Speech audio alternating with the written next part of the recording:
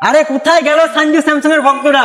আমাদের সঞ্জু বাবু তো finally chance পেয়ে গেল টি-20 ওয়ার্ল্ড কাপের জন্য। কি এর আগেও পেয়েছিল? কবে?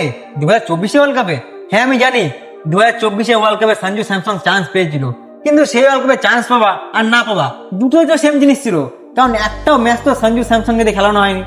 ঋষভ পান্তের ব্যাকআপ হিসেবে গেছিল, আর ব্যাকআপ হয়ে কিন্তু রয়ে গেছিল। এমন না সেই ওয়ার্ল্ড কাপে ঋষভ পান্ত বিশাল কিছু খেলেছে, মাত্র 3টে ম্যাচে ভালো খেলেছিল। যেই দুটো ম্যাচে সব থেকে বেশি দরকার ছিল, মানে সেমিফাইনালে ইংল্যান্ডের বিরুদ্ধে 6 বলে 4 রান করে, ফাইনালে সাউথ আফ্রিকার বিরুদ্ধে 2 বলে 0 রান। কিন্তু সবাই তো সেটা ভুলে গেছে না। কেন কি কারণ কি?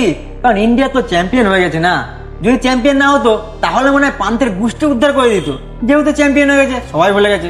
কিন্তু ভাই আমি ভুলি না, আমি কিন্তু সব ইনফরমেশন কালেক্ট করে নিয়ে আসি আর তোমাদের দিই। এই জন্য বলছি চ্যানেলটা সাবস্ক্রাইব করে নাও, কারণ এরকম ইন্টারেস্টিং ভিডিও আর ইন্টারেস্টিং ইনফরমেশন আমি আমার প্রত্যেকটা ভিডিওর মধ্যে কিন্তু দিয়ে থাকি। তাহলে চলো আসল টপিকে যাওয়া যাক। সঞ্জু স্যামসংকে ওয়ার্ল্ড কাপ খেলার সুযোগ দেয়নি তো কি হয়েছে? কোনো ব্যাপার না, যার মধ্যে ট্যালেন্ট থাকে সে ভাই সব জায়গায় ট্যালেন্ট দেখাবে। ওয়ার্ল্ড কাপের পরে বাংলাদেশের বিরুদ্ধে 47 বলে 111 রান বানিয়ে ইন্ডিয়ার সেকেন্ড ফাস্টেস্ট ইন্টারন্যাশনাল সেঞ্চুরি করার রেকর্ড কিন্তু সঞ্জু স্যামসং নিজের নামে করে নেয়। শুধু তাই নয়, সাউথ আফ্রিকার বিরুদ্ধে 56 বলে 109 রান, 50 বলে 107 রান বানায়, আর একটা সিজনে 3টে ইন্টারন্যাশনাল সেঞ্চুরি রেকর্ড কিন্তু সে বানায়।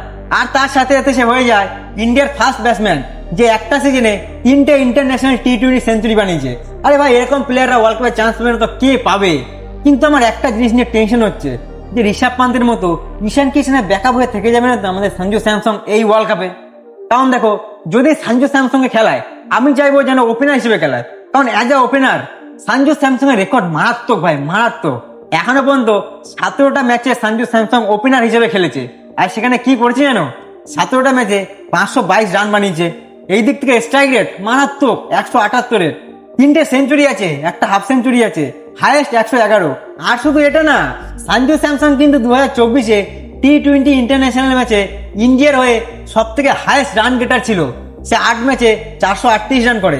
আর এদিক থেকে সেকেন্ডে ছিল সূর্য কুমার যাদব যে 429 রান করে, আর ছিল রোহিত শর্মা যে 378 রান করে। তাহলে ভাই এরকম পারফরমেন্স দেওয়ার পর কি ওয়ার্ল্ড কাপে সে সুযোগ পাবে না?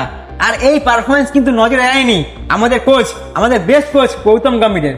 আরে কোচ হবে তো গৌতম গম্ভীরের মতো ফাটাফাট ডিসিশন, যে ভালো খেলবে সেই চান্স হবে, নাম দিয়ে কাজ হবে না, যে ভালো খেলবে সেই সুযোগ পাবে।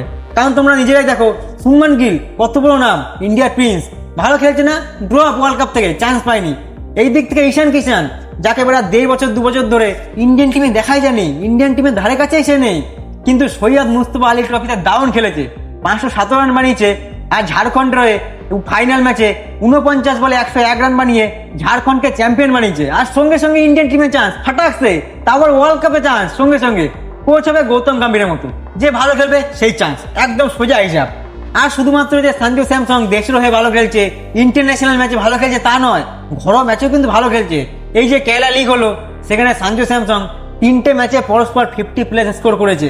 আর তাই নয়, একটা ম্যাচে সে 51 বলে 121 রান করেছে, যেখানে 14টা 4 আর 5টা 6 মেরেছে। তাহলে যে ইন্টারন্যাশনাল ম্যাচে ভালো খেলছে, যে ঘরোয়া ম্যাচে ভালো খেলছে, সে তো ওয়ার্ল্ড কাপে চান্স পাবেই না ভাই।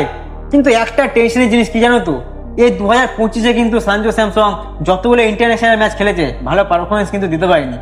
টোটাল 11টা ম্যাচ খেলছে, 222 রান বানিয়েছে, একটা 50 করেছে, আর স্ট্রাইক রেট 126-এর। এটা কিন্তু অনেকটাই খারাপ নিউজ ইন্ডিয়ার জন্য। কিন্তু দাদা কি হয়েছে, সূর্য কুমার যাদব যদি 121-এর স্ট্রাইক রেট নিয়ে ইন্ডিয়ান টিমের ক্যাপ্টেন হতে পারে, তাহলে সঞ্জু স্যামসং কেন চান্স পাবে না? আমি কিন্তু খুবই খুশি যে সঞ্জু স্যামসং এই ওয়ার্ল্ড কাপে চান্স পেয়েছে, হয়তো ম্যাচ খেলার সুযোগ পাবে। কারণ 2015-তে সঞ্জু স্যামসং ডেবিউ করেছিল ইন্ডিয়ার হয়ে টি-20 ম্যাচে। 9 বছর পর 2024-এ চান্স পেয়েছিল, কিন্তু খেলার সুযোগ পায়নি। 11 বছর পর আবার চান্স পেয়েছে, দেখা যাক এরকম পারফরমেন্স করে। অবশ্যই চাইবো সঞ্জু স্যামসং, শুধুমাত্র সঞ্জু স্যামসং না, যে 15 জন প্লেয়ার চান্স পেয়েছে অবশ্যই সবাই যেন ভালো খেলে, আর অ্যাট দ্য লাস্ট তারা যেন ইন্ডিয়াকে ওয়ার্ল্ড কাপটা জিতাস। কারণ আমাদের ঘরের মাঠে খেলা হচ্ছে ভাই, আর আমরা ডিফেন্ডিং চ্যাম্পিয়ন, কি করে আমরা চাইবো যে আমাদের ঘরের জিনিস অন্য লোক নিয়ে চলে যাক, তাই না? তো তোমরা কি বলতে চাইছো সঞ্জু স্যামসং এর সিলেকশন নিয়ে? তোমরা কতটা খুশি অবশ্যই কমেন্টে বলবে। আর এরকম ইন্টারেস্টিং ভিডিও দেখার জন্য আমাকে সাবস্ক্রাইব করতে একদমই ভুলবে না, কারণ এরকম ইন্টারেস্টিং ভিডিও আমি আমার চ্যানেলে প্রত্যেকদিন আপলোড করে থাকি। তাহলে চলো আজকে ভিডিওটা শেষ করছি, দেখা হচ্ছে কালকে একটা নতুন আর ইন্টারেস্টিং ভিডিও সাথে। ততক্ষণের জন্য তোমরা সবাই ভালো থাকবে, সুস্থ থাকবে।